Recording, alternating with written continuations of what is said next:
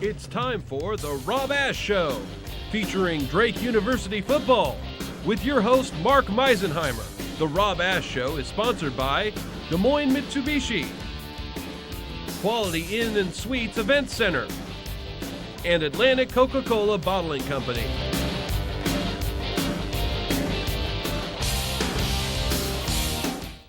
Thanks for tuning in to the Rob Ash Show with Drake football coach Rob Ash. I am Mark Meisenheimer, and coach, it's gone. Got to be a sense of relief. 9-game road losing streak out the door after a victory over Jacksonville this week. Well, Mark, it feels terrific. You know, it was getting to be a real burden for our team to think about the fact that we had not won on the road for so long. It was 2 years ago down at Missouri-Rolla, and we had to come from behind to win that game. And that kind of thing starts to eat away at the players and the coaches and the fans and the media, and it gets to be larger than life. And so it was very important to get a win.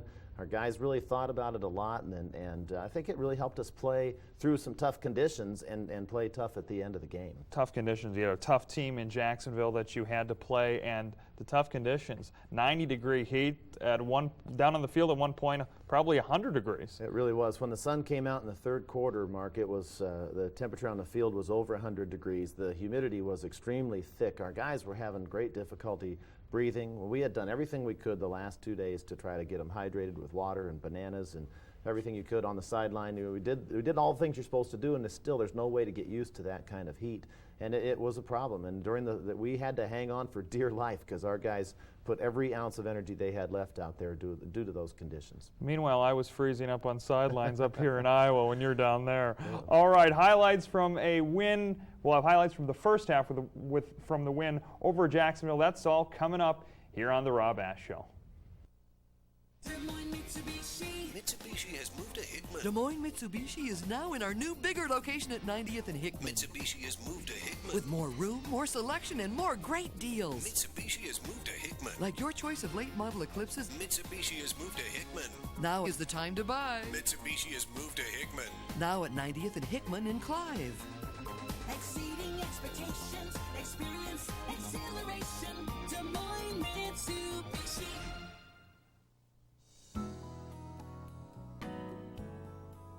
Informal elegance, an eclectic but appealing menu, impeccable service,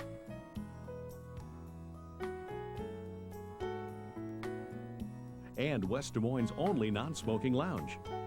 Where else? CK's Steakhouse in the West Des Moines Marriott at 1250 74th Street, West Des Moines. The grower is connected to the trucker. The trucker is connected to the florist. The florist is connected to the bride's dad. And soon, two families will connect for better or worse. When staying connected matters, count on your hometown wireless communication experts at Electronic Engineering. Electronic Engineering, connections you can count on.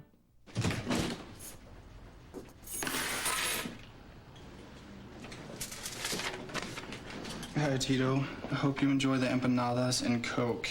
Love, Mom. Aw. Hey, man. Something smells good. Hi, Tito. Hey, man. Welcome back to the Rob Ash Show. Now, Coach, I don't want to say perfect first half, but I mean, this is about as close as you get. It was a great first half, Mark. I knew our team was focused and ready for the game, but I had no idea it would turn out the way it did. We had the ball first. We took 7 or 8 minutes off the clock, drove the entire length of the field for a touchdown. Defense held them 3 and out, get the ball back, drive for a field goal, and the whole first half continued to be that way. Our Tyler McGlade was 2 for 2 on field goals. He was also 2 for 2 on PATs. Defense had a great half overall. And I guess the most telling statistic of the first half, 45 plays for us, 22 for Jacksonville. Now, it's always important, of course, as stating the obvious, what you do on the field. I'm a big believer in, sometimes off the field, it's some of the fun you have. Perhaps what you did after you got there helped your guys out find their focus? Maybe it did. You know, we did go down the day before on Thursday night, and then we went here on Friday.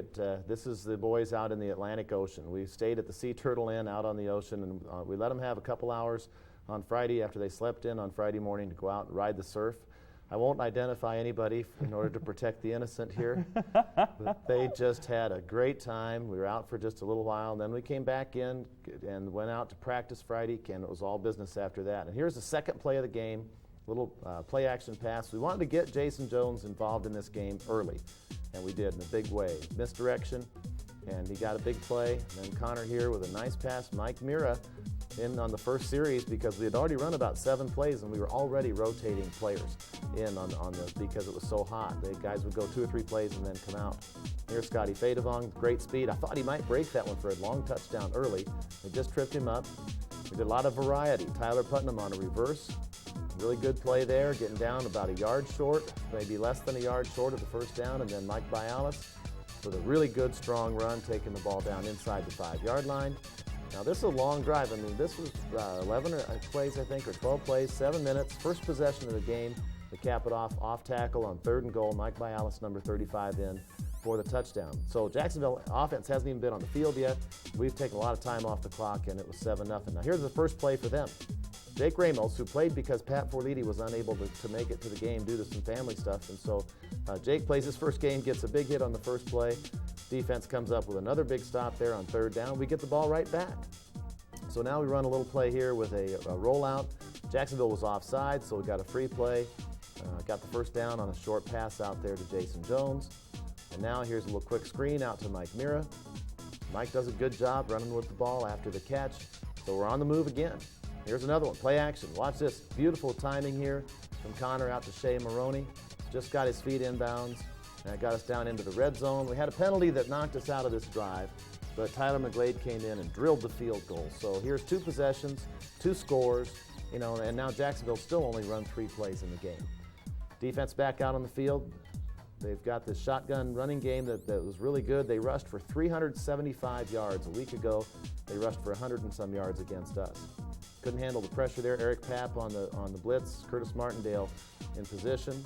You know, here's back on offense again. There's a nice little pass to Mike Bialis. We rotated Mike and Scotty pretty much evenly throughout the game. They both had good games. We did get stopped on this possession, but look at, as usual, you've got the great coverage on the punt from Jace Dennison, number 22. He does an absolutely tremendous job every time we punt, getting down there in coverage. Here's Jacksonville trying to run the option with the quarterback. That looked like a fumble recovery there, but the ball hit the ground, so that was not ruled a fumble. They did complete a pass in the first half here for a first down. A nice play, and then they had this run. But here's a key play in the first half. Watch Jimmy Adams come up from behind, strip the ball loose, one bounce up to Jace Dennison. He's down the sideline. He stepped out of bounds here and wasn't able to take it on in. But watch again, we're going to replay this. Jace is a little discouraged.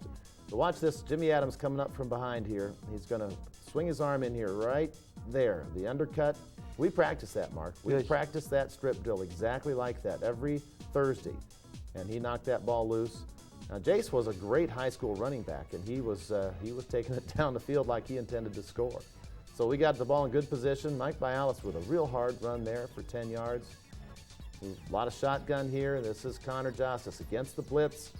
Finding Jason Jones on the blitz beater, one-on-one. If people try to cover JJ one-on-one, they usually lose. And that was a great read by Connor. Good blitz pickup by our guys. So we turn the fumble into a touchdown for us and a 17-0 lead. So that fumble was huge.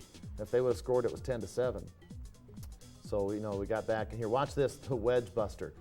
Phil Williams, number 32, went in there and just broke up the wedge, and so we got Jacksonville pinned deep in their territory. Defense swarming again. There's so many guys you can hardly call out a number. They just did a terrific job. Here's Brant Perriott, 79, angling inside, beating the guard, tackling the running back in the backfield. Brant continues to be a very motivating personality on our defense, as you know from his interview a couple weeks ago.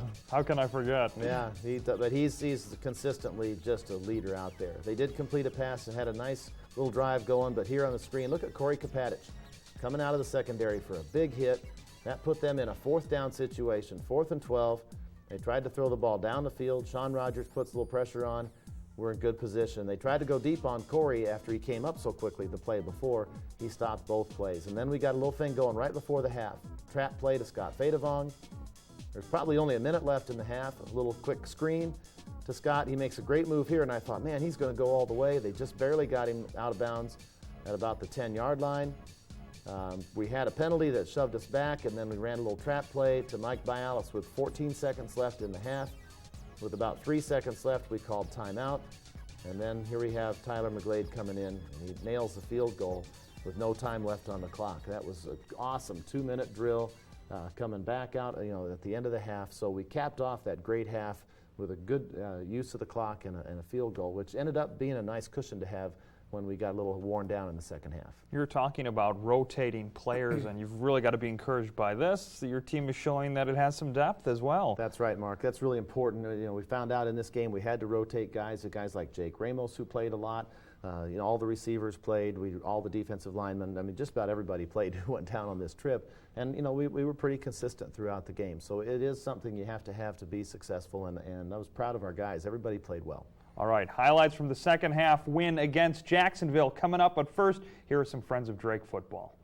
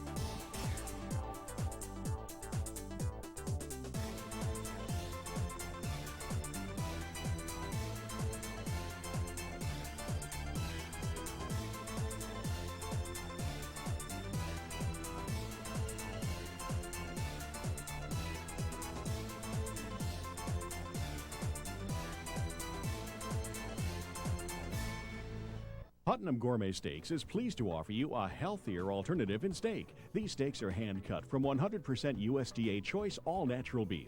The cattle are corn-fed 320 to 365 days with no growth hormones, subtherapeutic antibiotics, or steroids. Putnam Gourmet Steaks are the perfect healthy gift. Rob Ash and the Drake University football staff have enjoyed these steaks, and the coaches agree they're incredibly tender and flavorful. Be sure to visit our website at www.putnamsteaks.com. Welcome back to the Rob Ash Show. Good news, you're up 20-0. Bad news, it's a hot day. Your offense spent an awful lot of time on the field, Coach. That's right, Mark. That was our concern at the half. We had 45 offensive plays in the first half, and we got in the locker room, and our guys were really tired and dehydrated. There were guys eating pretzels in the locker room at halftime to try to get some salt back in their system. And of course, you can only drink so much water. They drank water the whole day, and we were concerned that perhaps we would have difficulty in the second half if we had to run that many more plays again. I was hoping that maybe, though, the fact that our defense was still fresh, would carry us through, and that's in fact what really happened. All right, let's get to those second half highlights. Drake against Jacksonville. Because Jacksonville won the toss, and I wonder if they're second-guessing this. They deferred and gave us the ball first, and then they didn't see it for quite a while. But they did get the ball at the start of the second half. There's Jimmy Adams with a great special teams tackle on the kickoff. He and Jacob Craig, who came in from the other side, Phil Williams, guys on the kickoff team played well the entire first half. But Jacksonville came out of the locker room like a team on a mission. There's a quarterback running for a first down on the first possession. We did make a good stop there. Adam Lackey came up with a host of other guys to make a tackle. But Jacksonville came up with some plays here. And then they hit this bomb, kind of a stop-and-go route down the sideline to their top receiver. They get inside the 10-yard line. We made them run several plays in here, and then on 3rd and goal, they got around the outside edge, and so it was their first drive of the second half, and they got the lead cut to 20-7. And that really set us on our heels a little bit. We knew we had to try to keep our defense now from getting too worn out. That was a huge 3rd down pass there from Connor to JJ. Beautiful pass. Unfortunately, we had to punt, but at least we got some field position, and then Horvath got a great punt. And Jace got down there, slowed the ball carrier down, and our punt coverage team did a great job. So We got the field position changed, got them deep in their own territory, and the defense started to play a little bit better. Adam Lackey with another sure tackle there. Their shotgun series here. This is a play where they had good success earlier in the first half, but we started to get onto it a little bit in the second half. And then the quarterback here trying to pass. He doesn't see anybody. Comes out, and Ryan Freeze with a diving pass breakup. Great play to get us the ball back. They punted us down to the 10-yard line, but we decided to throw the ball to try to get out of there. We just didn't want to be in our heels the whole second half. That was Travis Hardgraves with a good catch. And unfortunately, we kind of missed this one, but this is a beautiful catch here by Torrey Griner. Again, a tight end. You probably haven't heard much of Torrey since last year's Butler game when he had a touchdown. Great catch. And then Scotty Fadevong here on the counter, getting a nice gain. So our offense had a flurry here, getting going up into their territory. And then on 4th and 1, Mark, we went for it on the quarterback sneak, and we were just exhausted. They put several guys up there, and they stopped us. So it's kind of embarrassing. They stopped us on 6 inches to go, and that really sparked them. So going into the fourth quarter, they're still down 13, but they've got some momentum. They threw a nice pass, and Ryan Freeze gets the momentum back. A beautiful interception there by Ryan Freeze to stop that drive. They had just got up to midfield, and we'll go into that one a little bit in more detail later on in the show. Here's a nice run here by Mike Bialis, working hard. As the game went on, they got tougher and tougher on the run because we were obviously trying to run the clock out, but on 3rd and 1, Mike gets the first down for us. So we keep the ball. Here's our quick little screen, and Mike gets the ball all the way down to the 10. But watch on the right side of the screen, right behind Mike, boom. They turned the tables on us from the play that Jimmy Adams did earlier in the game, stripping the ball away from Mike, taking us out of a scoring opportunity. But Nick Ross helps us come right back. When Nick comes in from the weak side, gets a sack on the quarterback. That helps delay their momentum a little bit. And then big hit here from Phil Williams. Nice. There's another name, Phil Williams. He's playing in the secondary now, because we're rotating. Watch the replay now. The tight end for Jacksonville catches the ball. Phil nails him. And the ball, I thought the ball was coming out before he hit the ground. The official didn't see it that way, so this was just ruled down by contact. But Phil really came up and made a good hit there. They almost got one in here. We really had to rally to get him out of bounds. Somebody pushed him out right at the end. So this is Jacksonville's big chance to get back in the game. On 1st down, we blitz, get them in a long yardage situation, and then on 3rd and 10 at about the 15, they go to their top guy at the back of the end zone. Good coverage, and then now they're going on 4th down. They try this screen pass, a very good call back to the backside, and Ryan Freeze comes in and makes the play. Now this is such a big play, we're going to run it on replay. 4th and 10, 20-7, fourth quarter. Screen back to the back, the fullback, and Ryan, that's his man, and he came around those blockers and cut down the ball carrier. If he would have got blocked by those blockers, I think the guy would have gone in the end zone. Great individual play. We came out of here with a little pass to Mickley, trying to get the momentum back on our side. James does a good job of staying in bounds, keeping the clock running. Looks like we're going to be in pretty good shape, but there's one more twist of fate here. Scott Fadevong was going through the line and he fumbled. So the hold there. Yeah, Someone there was holding. definitely a hold, but Nick Ross got the sack, and so we ended up pushing them back. On that play, their quarterback was down. He had to come out of the game. They bring the backup quarterback in, and he throws it to Curtis Martindale. Martindale does the right thing there, going down so there's no chance of a fumble. And then watch this run by Connor Justice. Last play we're going to show you. 3rd and about 15. He's trying to do his Ira Vandiver impression. I can't get him. They were kidding him. They said he was the only guy with fresh legs on the whole football field by that point in the game. Everybody was exhausted. That gave us the ball at the end of the game, and we were able to run my favorite play, the victory play, the kneel down play, to win the game 20-7. So really, as you look at those highlights, it was a team effort in the second half. The big interceptions by Freeze and Martindale, the defensive stop on 4th down by Freeze, but a couple of nice first downs by our offense, and the turnovers in the second half just prevented us from getting more scores to pull away. When you watch that second half, it really comes out how grueling of a game it was, how this heat, I know you've talked about this, but it was a hot day, and guys were really dragging there at the end. That was tough. They were, Mark. Our sideline was like a war zone. I mean, there were, unfortunately, to say this on there, guys were puking, and guys were getting sick, and they had buckets of ice water and towels to put on their heads. And I guess the best indicator, after the game, we had 8 players who had to go in the Jacksonville training room and get IVs to replenish the fluids in their body. I've never had anything like that in my coaching career, but They told us that whenever a team comes down from the north to play at Jacksonville in September or October, they always put an extra team of paramedics on with the IV capacity because it's not that unusual. All right, let's take a look at the statistics.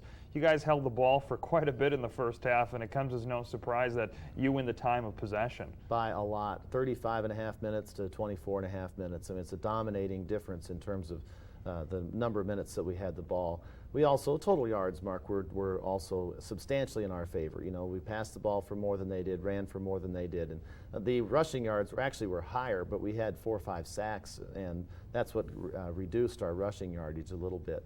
I'm very happy with Connor Justice's performance, 16 for 25, no interceptions, had a touchdown pass to JJ. We also cut down our penalties in this game, although we did have some penalties that hurt us. Overall, +1 on the turnovers, very good on time of possession, so it's a pretty good showing. And you had a very balanced attack there too. You got to like that. That's always the goal for our team. You know, we try to have a good mix between the run and the pass, and you know, that was a pretty good indicator in this game of why we were successful, because we were able to do both.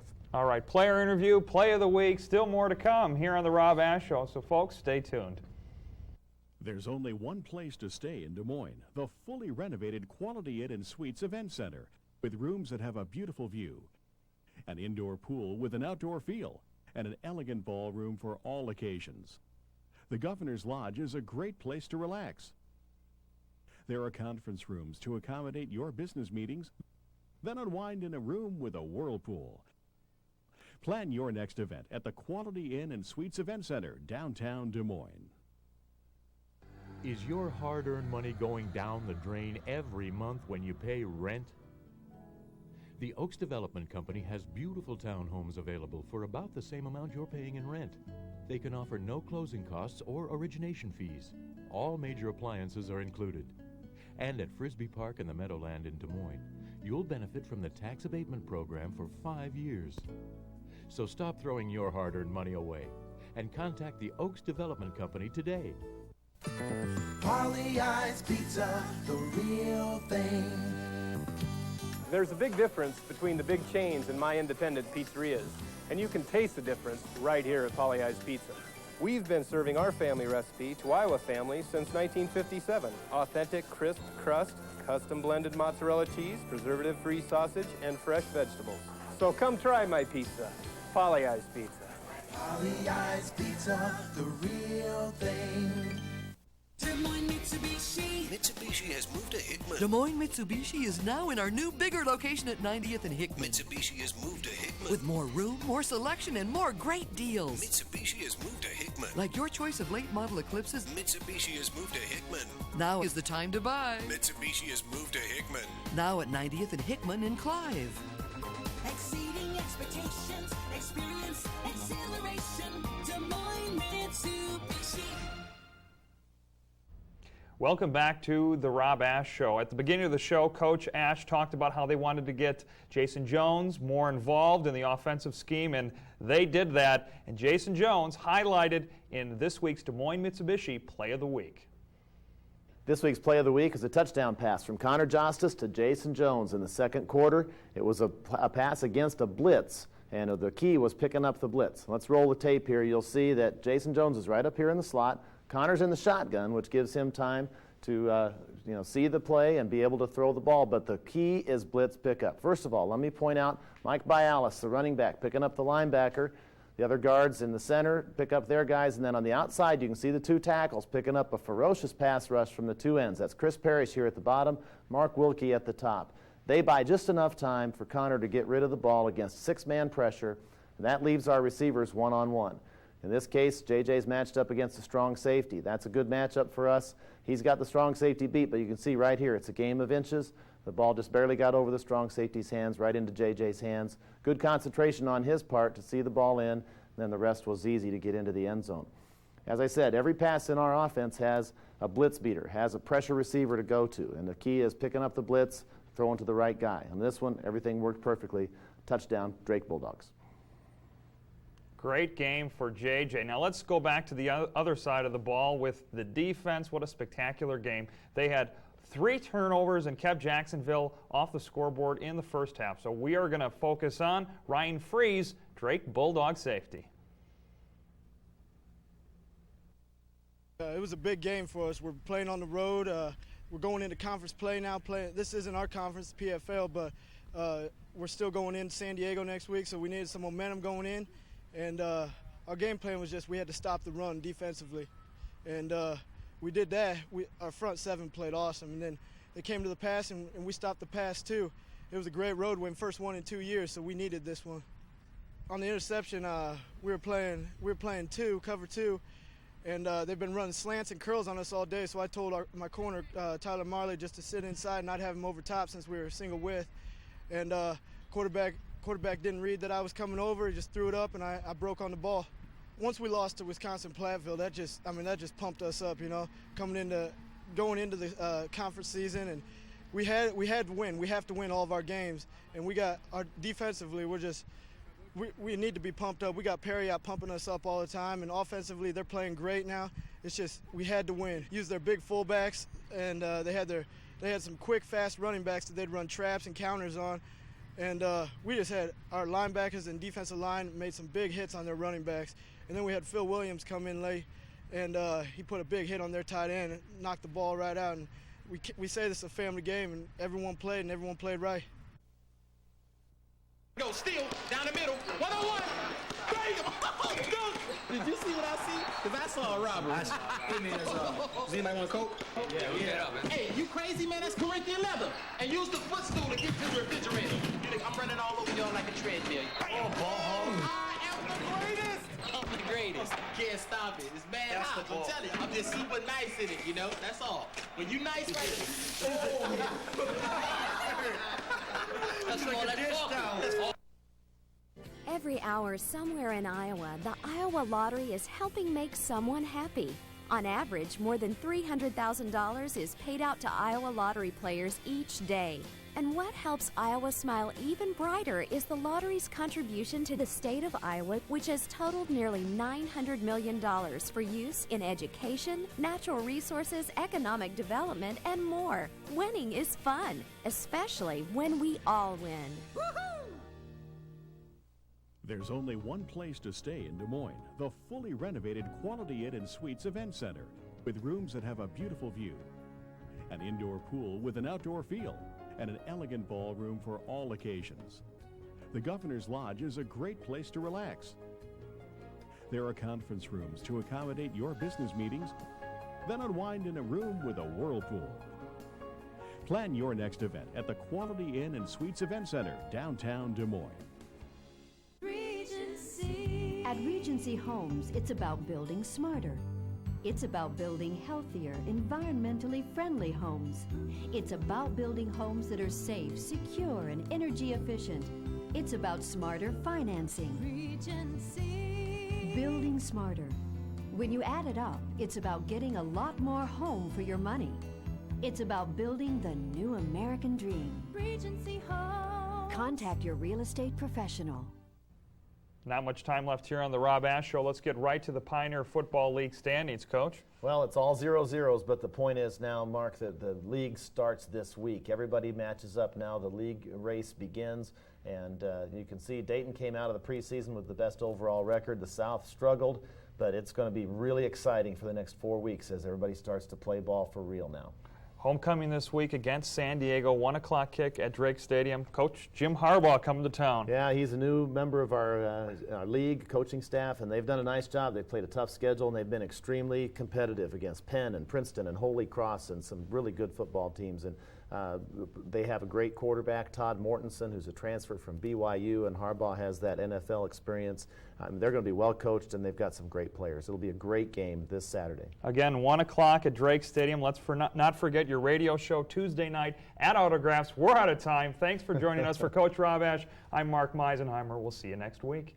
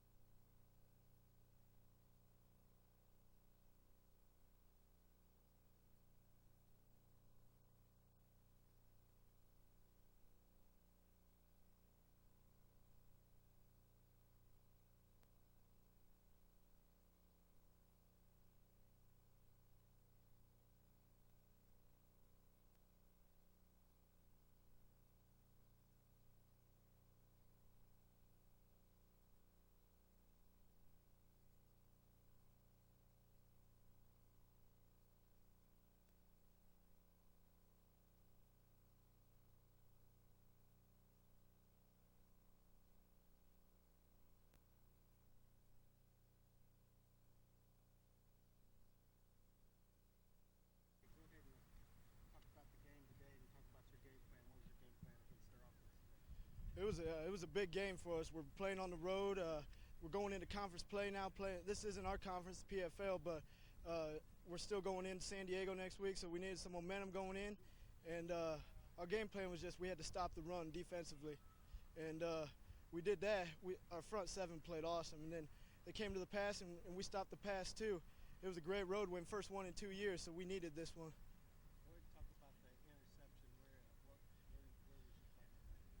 On the interception, we were playing cover two, and they've been running slants and curls on us all day. So I told my corner, Tyler Marley, just to sit inside and not have him over top since we were single width.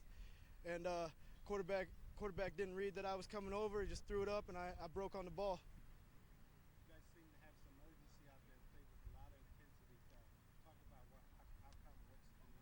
Well, yeah, we once we lost to Wisconsin Platteville, that just pumped us up, you know, going into the conference season, and we had to win. We have to win all of our games, and we got our defensively. We need to be pumped up. We got Perry out pumping us up all the time, and offensively they're playing great now.